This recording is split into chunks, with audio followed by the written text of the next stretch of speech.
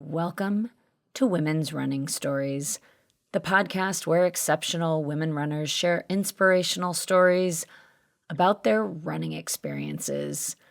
Hello, my name is Cherie Louise Turner. I'm the host and producer of this podcast. Thank you so much for being here. I'm going to tell you right up top here, you are going to notice that my voice sounds very gravelly. And that is because I am just coming off of cheering at the Boston Marathon. And this is just a good indication of how hard I cheered people on. So I apologize in advance and please bear with me. And this is an update of my own running. In addition to being a podcast host and producer, I am also a very dedicated runner. And from time to time, I come on and give updates on my own training and racing. And this is one of those updates. I have been doing these for the past few years. And if you want some more context around my running journey, I will provide a link in the show notes to those back episodes. You can go ahead and listen to those if you like. You do not need to be able to follow along here. But yeah, it'll give you a lot more context. In particular, over the last few years, I've overcome a lot of big challenges in my athletic life, and I document all of that. Things like negative self-talk and really difficult anxiety issues, breathing, nutrition. The list does kind of go on, and for the most part, I have really overcome a lot. It's never a linear process, of course. I still have occasional negative thoughts, but they don't plague me. And more importantly, I don't dwell on them. I notice them and then I move on to something else. And tackling challenges like that, it's really satisfying. And I really have come out the other side of so many things that plagued me for so long as an athlete. I've been competing since I was a kid. And to realize that I can still keep improving as an athlete in so many ways is really satisfying at 56 years old. So you can go back and listen to those episodes. But again, you do not need to do that in order to follow along here. And where I find myself now is being on some very solid footing. I feel really good about where my body is at. I feel really good about where my emotional, mental state is at, especially when it comes to running and racing and training. So to give you a sense of sort of where I'm at these days, I am 56 years old. I'm a competitive masters racer, and I am focused on shorter road races like 5Ks, as well as track racing, mostly the 800 and the mile, and things in between, the 1,000, the 1,500, and I race cross country. That comes after years of running marathons and quite a few ultras on trail and the road. I did switch over to exclusively focusing on shorter distances about 4 years ago or so. And one big goal for a long time there was going after breaking 20 minutes in the 5K. You will notice if you go back in those old episodes that I have a whole series. There's 9 episodes of me pointedly going after this sub 20-minute goal. And I let go of that as a singular focus because it really wasn't fun anymore. And it's not that it isn't a goal, but I'm just approaching it a little bit differently these days. And the way I'm doing that is focusing on several other distances as well, the mile and the 800 specifically, because I know that if I can get those times down, then my 5K time will come down too. So I'm kind of doing a sneaking up on this sub 20-minute goal, doing it from sort of the side door, the back door, not as directly as I have in the past. And I'm continuing to enjoy just learning how to run fast, learning how to run faster. It really is its own skill. And I never ran competitive track as a young person. I have never in my life run under 20 minutes in a 5K. I came to this sport later in life. I had been a very serious bike racer for many years in my younger days. And so, coming to running later in life, I never have been a super fast runner. So it's interesting to try and become a faster runner as I get older. and develop those skills. And I'm going to get into that just a little bit more in this episode. But first, I will tell you where I left off last episode. The last episode that focused on my own training and racing came out in mid-December. I had just started indoor track season. Indoor track is one of my favorite things to do. It is the short track racing indoors on a 200-meter track. We have many really nice 200-meter tracks here in the Boston area where I live. And it's a thriving scene of racing every winter. So it's very exciting. And I had set down 2 solid times. I was very happy I ran the mile and the 800 at this opening event. I just wanted to see where I was at. And I ran strong. I also ran very consistently. One thing I'd been working on a lot is even pacing, and my pacing for both those races was very, very even, which was really exciting. I do not look at my watch when I race on the track.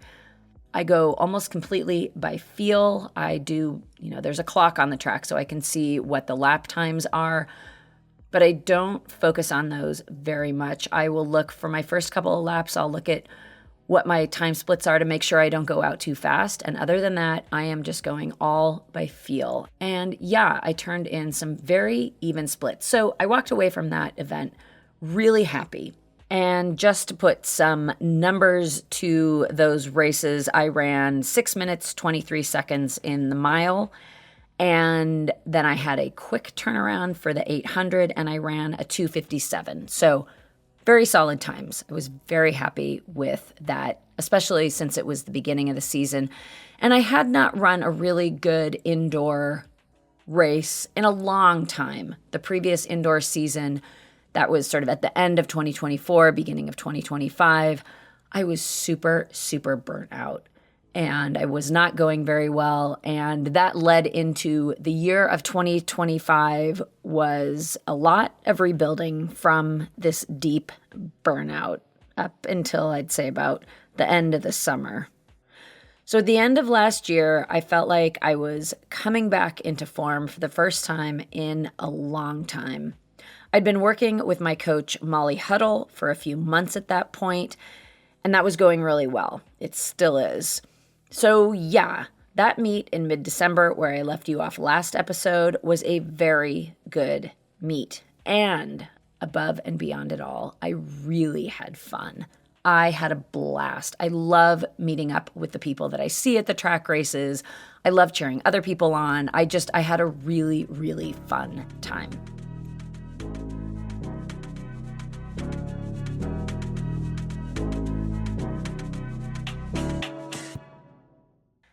All right, so that's where I left you off in mid-December 2025 with the last update.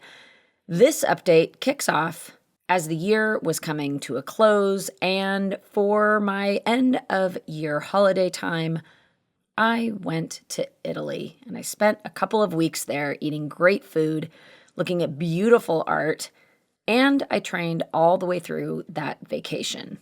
And I came back and immediately got back to track racing. I came home on a Wednesday and I was back at the track racing on the following Saturday. That was at the beginning of January. And I raced at the track at New Balance, which is an incredible facility. And there I once again raced the mile and the 800. And I shocked myself because I had no idea how I was going to do. Here I had been training on the roads of Italy for the previous 2 weeks. It had been cold and rainy while I was there, and I had just gotten off a flight. I was dealing with the time change, a little bit of jet lag, all of that. So I was curious to see where that would land me when I showed up at the track, and I managed to pull off a 6-minute, 20-second mile, which I was thrilled with. Come to find out, that would be my PR for the season, and it was an overall indoor track PR for me. So from a racing perspective, I was really, really surprised and happy about that. And almost immediately after that was the 800. It was a really quick turnaround. And I ran a 3:02, I think it was. And Yeah, that's the slowest 800 I have ever run on the track. I have never run over 3 minutes before in the 800, so I was very clearly tired. I was not disappointed because it was a big ask on my body to run a quick mile and then immediately turn around and run an 800. So it was clear that my body had had enough that day. But once again, it was a great atmosphere. It was a ton of fun. I was very happy with that mile race, and I thought it spoke well for how my training was going. So that was really exciting. The following weekend after that, I raced the 1,000 meter and a 400. I just kind of wanted to change up the distances and see how that felt. The 1,000 was fantastic. The 400 was super, super fun. Yeah, so that was another great race weekend. And shortly following that, I had some other races on the schedule, and it was so snowy and stormy and icy that 2 meets got canceled. It was a rough winter here. It was very cold. It was really icy, and we got a good amount of snow, which made running outside difficult. I am not somebody who likes to run on the treadmill. I will do absolutely everything I can to keep running outside. The only reason I will not train outside is if it's dangerous. And when it gets dangerous here, it is because it is icy or because there is so much snow that there's just nowhere to run. And to me, that really starts to feel a bit claustrophobic. I just don't like it. I don't like being able to not move freely through the outdoors here. So it took its toll. Winter got to be difficult.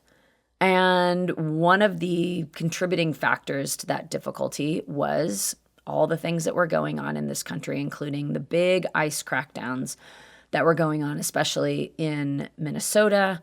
And I, like so many of you, had a really tough time with it.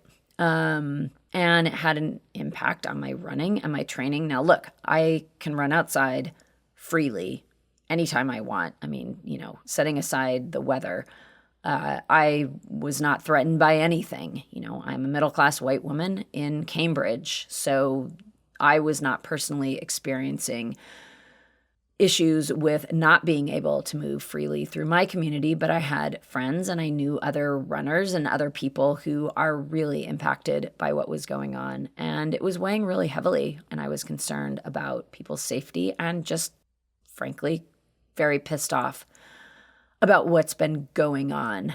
And so I wrote about it. I have a Substack for women's running stories, and I write about things that are going on in my own training and racing, and then also things that are, tangential to training and racing and running, because it's all interconnected. I mean, running is a part of my life, and my life interweaves into my running, just like it does with anybody who has a dedicated practice like this. So I wanted to read an excerpt from something I wrote about this time of it being so cold and there being so much chaos and violence going on in this country that is just absolutely so unnecessary and so destructive. And all of this had really been making me think about how we talk a lot about being happy and finding happiness. And I really have started to realize over the years that I am not so much seeking happiness as I am seeking peace of mind. And I find those things very different. And it really coalesced this winter with things being so heavy and challenging, and that finding peace of mind was really grounding to me. It became my way of coping and a much more useful approach than, say, depression. And look, these sorts of things are still going on in our country. They were going on long before this winter, and they will continue to go on. But this winter felt like a real inflection point of, once again, how do we live with the horror without getting consumed by it, but also without just feeling hopeless? How do we stay strong and continue to work toward a better tomorrow when things feel like they're just getting worse? This is what I was thinking about, and so I wrote about it, and I'm going to read an excerpt from what I wrote. So again, this is about choosing peace of mind over seeking happiness. And I will start here. This is what I wrote. Right now, I'm not particularly happy.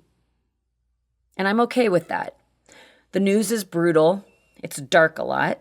It's cold and hard to run in the sloppy snow and ice. But yes, I fully appreciate that I can run safely where I am. I have friends who feel in danger or who are just plain scared. Like you, I have a life full of things that are great and also really tough.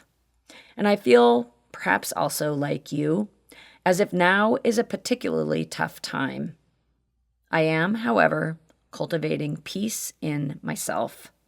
And that has a grounding dimension to it that feels so much more substantial than a transitory emotion like happiness.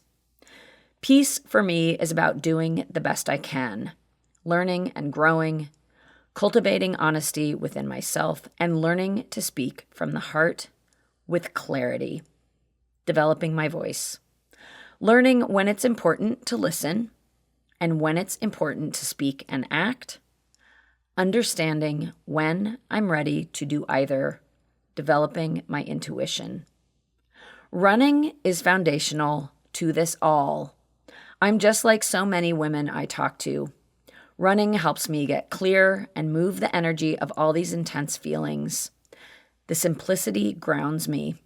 With so much going on right now, focusing on racing and PRs and hitting times starts to feel a bit frivolous. So I let that sit with me too. I do my best. And oftentimes running really hard is actually just what I need, and that doesn't feel frivolous at all. The anger and frustration is real, and it needs somewhere to go. Having a routine and a structure is helpful. Focusing on running really hard keeps me sharp and strong. So I keep training. It has a place in this peace quest. It settles me and also fortifies me. This peace-focused mentality has steeped into my racing too, however frivolous or not it may be. I focus less on seeking happiness by making time goals or PRing and focus more on being satisfied with doing the very best I can in the moment. The unexpected result of that is I feel truly delighted for almost every single race now. Odd how that works out. Peace can bring happiness too.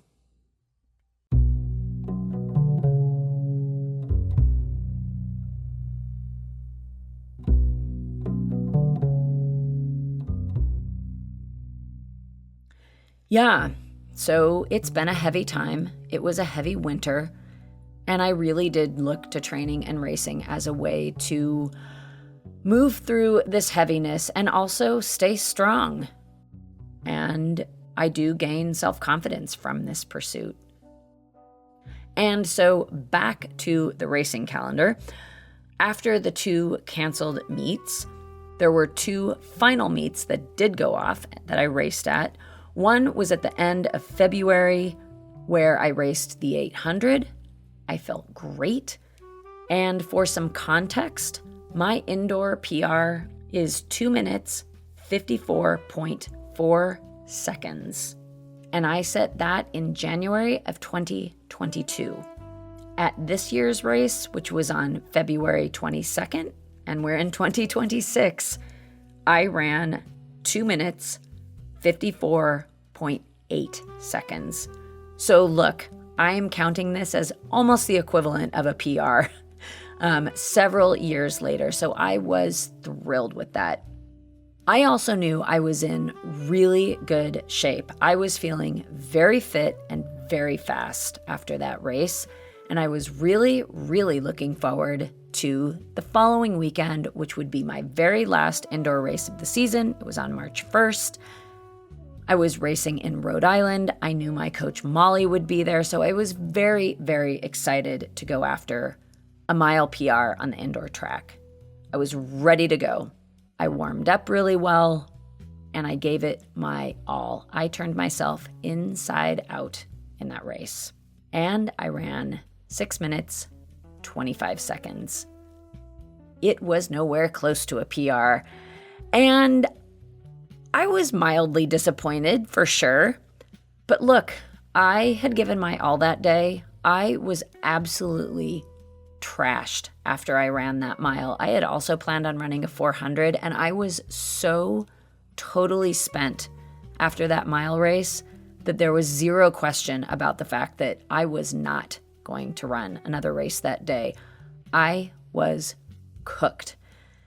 And I felt awful. I think there was also something in the air in that gym that really got to me. That can happen with this indoor racing. Sometimes there's just stuff floating around that does not sit well with your respiratory system. I've had it happen in the past. Every so often, it just, maybe the ventilation isn't great, or there's just something in that air that my body reacts poorly to. But I felt really, really bad after that. And looking back, I think it was just one too many races in the season. My body was done. I had given my all the weekend before. And one last race was just maybe one race too many. And I will say that this is something that my coach Molly had warned me about, but I had been so excited about racing every indoor event that I possibly could.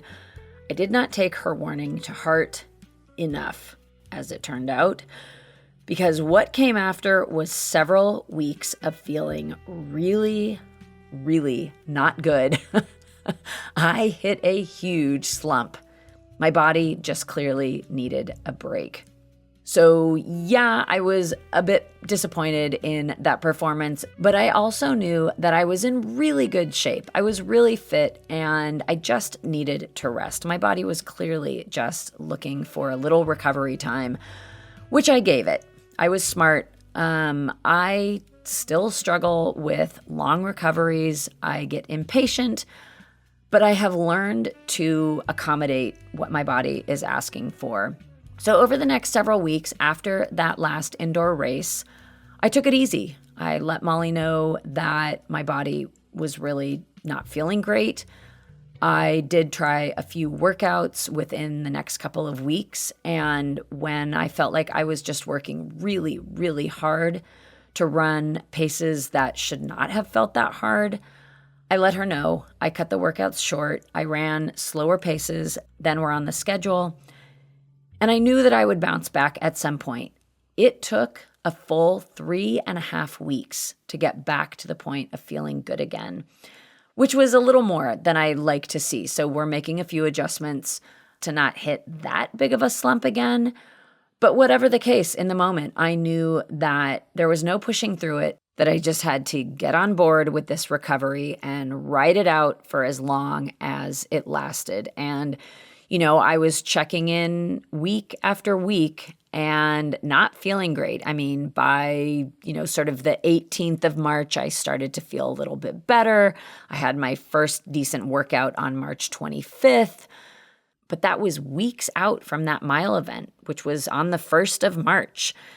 So yeah, it took me some time, but I do know that sort of fatigue that I feel, that deep, deep fatigue of just my body cannot give anymore. And if I push it further, it is just going to continue to break me down. It is not going to serve me to get any faster. It is only going to serve to make me feel worse and continue to not recover. So I heed the call of recovery. I cannot overemphasize that enough. I talk to a lot of women, especially around my age and older, who have encountered the same thing. Like, recovery becomes a real challenge at this phase of life and requires some patience, which, I'm a work in progress when it comes to being patient.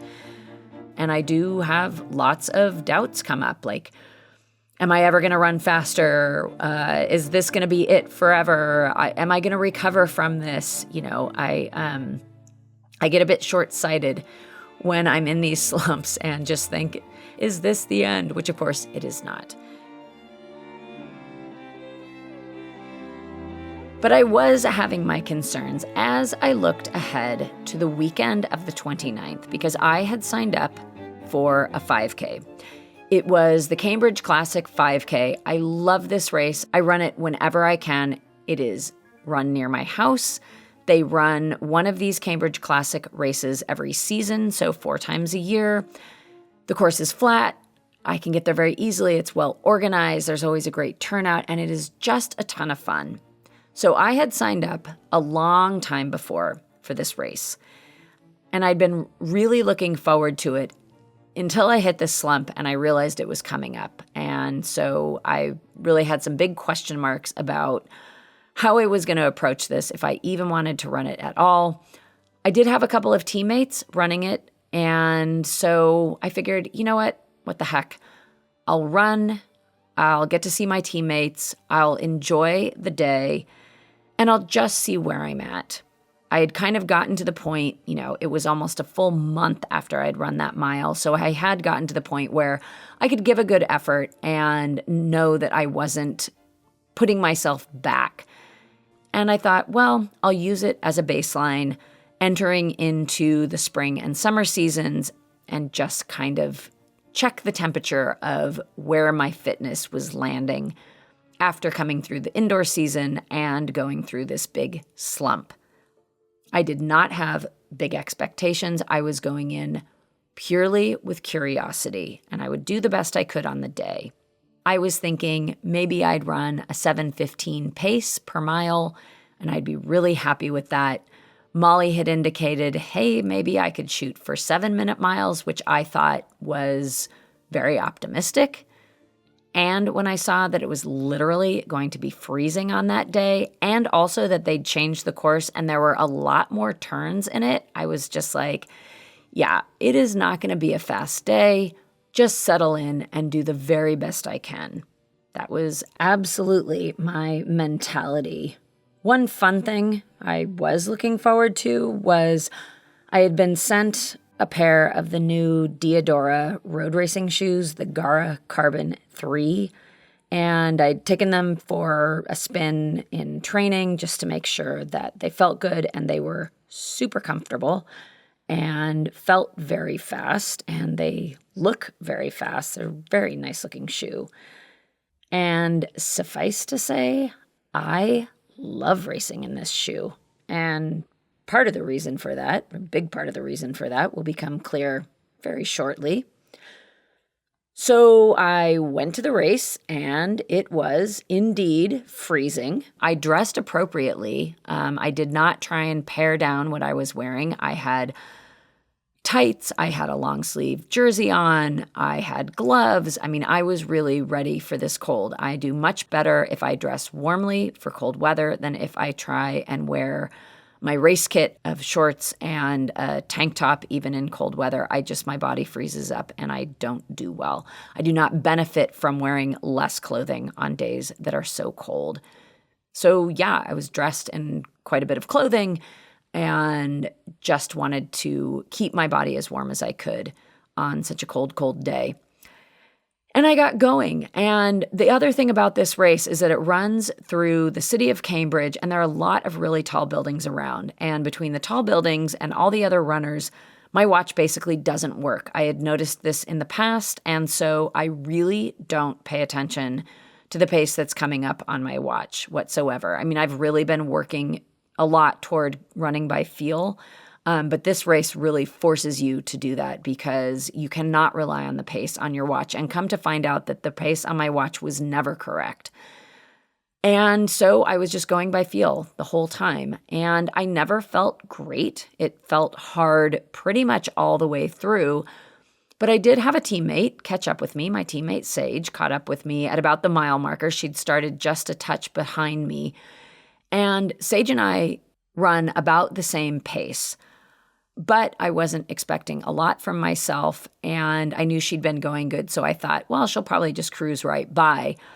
And I surprised myself by sticking with her, and we ran together through the whole race. Now, I didn't know if she was having a good day or a bad day, so that could have meant a lot of things. But it was nice to have a teammate there, and we definitely helped each other out through the race. I know I ran harder because I was running with her, and it was really nice to have a teammate be there side by side with me through the last 2 miles. And then she said the fateful words coming into about the last quarter mile. She said, "We need to go now." And the first thing that rolled through my head was, no way, I am dying. I am hurting so badly. But the racer in me thought, she's right. It's time to go. It doesn't matter how you feel. You need to kick it into gear and give absolutely everything you can coming into the final quarter mile of this run. And so I did. I picked up the pace. I found some extra gear and energy in there, and I really gave it my all. And I could not believe my eyes. I honestly still do not believe that this happened. I couldn't believe my eyes when I saw on the clock that I had run a 21:30. I was totally amazed. Again, I am still totally amazed. That is a 6:55 pace, which was way, way, way beyond what I thought I might do on that day when it was cold. The race did twist and turn. At one point, we were on the dirt. I mean, I do not know where that speed came from, but I was thrilled. I was so excited. I finished next to Sage. We both had a really, really great race. Our teammate Natalie equally did not have high expectations on that day, and she started in the back, so she ran into lots of traffic, but she had a great race as well. In the end, she ended up running really strong, and we just all surprised ourselves, and we had so much fun. Yeah, so turns out that there was some fitness lurking in there, and I just needed the opportunity to let it out. And so that was a really great baseline to have coming into spring and summer racing. It confirmed my suspicions that, yes, I am building on my fitness. And even with that slump that I went through there in March, I feel like I'm on very, very solid ground. And I am back to training hard. I have my first outdoor track race happening the second weekend of May, followed by a 5K on the 17th of May. And I'm really excited. I am feeling good. So we'll see what happens. I'm just really looking forward to continuing to build block after block after block and have patience and just see what happens. I feel like I'm on a really good path. But of course, there is always space to improve. And there are a few things I'm focused on at the moment. One is self-belief. I realize more and more that I do not believe in myself enough. Something that Molly said recently, and my last coach said this too, is I think you are closer to running these faster times than you realize. And I'm going to sit with that, because when somebody is looking in from the outside and says that to you, especially somebody like Molly, who has such deep knowledge and experience with these things, I'm going to sit with that. I'm going to keep it with me and believe that there are possibilities beyond what I think is possible right now that could be waiting for me. And I'm just going to continue to work, and we'll see what happens. So yeah, sitting a little bit more with self-belief, which I think is such a great skill to strengthen in every aspect of life. And Molly and I also talked about the fact that maybe my training has been missing a step. There's a step in there that I haven't been getting to in my training that is keeping me from racing faster. And I think she's right. There's just been some ingredient that has been missing from my training. And I trust in Molly that she's going to help me unlock this. And I think it's going to have something to do with timing my recovery a little bit differently through my training. This is something she's already working into the training program. And then the other ingredient is training more in that tempo zone. I tend to be able to train really well at fast paces, and then this kind of slower, longer pace. But there's this in-between gear, this real gritty strength that is not quite there yet. So there's some piece to the puzzle that needs some fine-tuning, and we will get to that. I have no doubt about that. And then the final ingredient in all of this too is working on my form. And I'm working on that through learning how to use my racing spikes better. This is something else I talked to Molly about recently. Just getting my form down and learning how to run efficiently and fast. It really is a skill, and my body has never learned how to run really efficiently, really fast. So that is a skill I will also continue to work on. And very, very lastly, and this is something I did write about recently as well, is learning how to run strong and not focused on running hard. There's a distinction I make about that in my own mind. Running hard to me feels like running tense and running and it just feels like a lot of tension in my body when I think about running hard, as opposed to approaching running faster as running powerfully and strong. And that to me feels, it feels powerful, and it feels fast, and it feels fluid and light and efficient. And so I've been approaching my efforts, my workouts, more from the mentality of finding this power and strength as opposed to thinking about running faster as running hard. And it just feels different in my body and my mind, and it is having an impact. I feel like I can run with less effort, but run more fluidly and more fast. So that's been a fun mental practice that does seem to be making a difference in physically how I'm moving faster. So all of those things are things that I am now working on as I am coming up on my next season of racing. And that is going to be a wrap.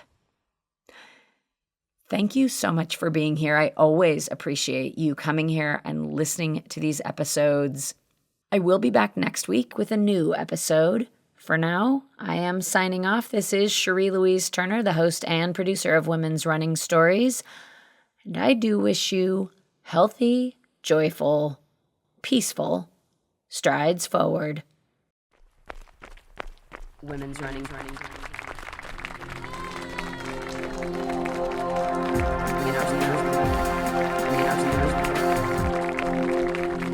Women's Running Stories.